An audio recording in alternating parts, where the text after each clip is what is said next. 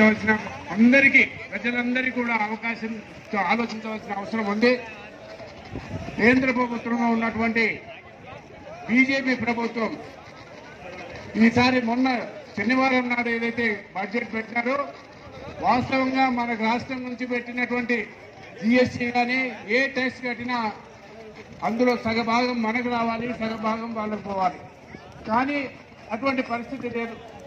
ఏదైతే రాజకీయంగా బీహార్ కానీ ఢిల్లీ కానీ ఆంధ్ర కానీ ఎక్కడైతే ఎన్నికలు ఉన్నాయో ఆ ఎన్నికలు ఉన్న దగ్గరనే విపరీతంగా వాళ్లకు బడ్జెట్ అలకేట్ చేస్తూ తెలంగాణకు మొండి చేయి చూపించినటువంటి పరిస్థితుల్లో ఈరోజు మన ముఖ్యమంత్రి గారు ఇచ్చినటువంటి ఆదేశాలతో, పిసిసి ప్రెసిడెంట్ గారు ఇచ్చినటువంటి ఆదేశాలతో మన మంత్రివర్యులు కృష్ణారావు గారు కానీ, డిసిసి ప్రెసిడెంట్ కానీ వంశీకృష్ణ గారు కానీ, ఎమ్మెల్యే రాజేష్ రెడ్డి గారు కానీ ఇక్కడ ఉన్నటువంటి కార్యకర్తలందరూ కూడా సంయుక్తంగా ఈ ధర్నా నిర్వహించవలసిన అవసరం పడ్డది.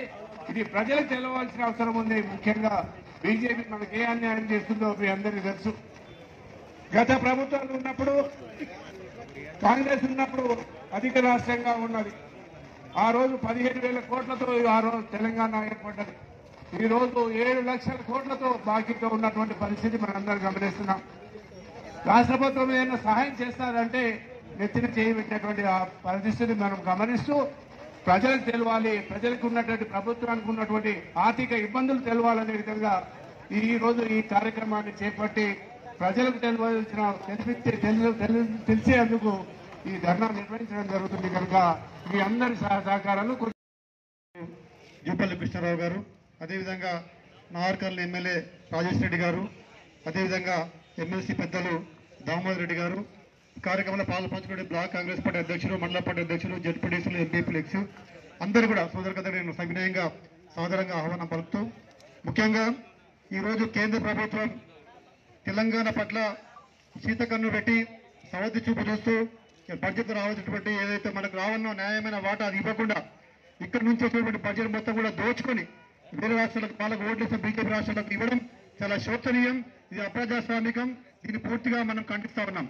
ముఖ్యంగా ఇలా బీజేపీ ప్రభుత్వం వచ్చిన తర్వాత ఈరోజు కాంగ్రెస్ పాలిత రాష్ట్రాలకు మొత్తం కూడా గురి చేయాలని చెప్పి ఆలోచన చేస్తా ఉన్నారు. ఈ దేశంలో కుల మత రాజకీయాలు చేసి ఇలా హిందువులని, ముస్లింలని, క్రిస్టియన్లని వేరుగా చేసి రాబోయే కాలంలో కేవలం హిందూ రాజ్యాంగం ఉందని చెప్పించి భారతీయ జనతా పార్టీ ఒక కుట్రపూరితంగా ముందుకు పోతా ఉంది.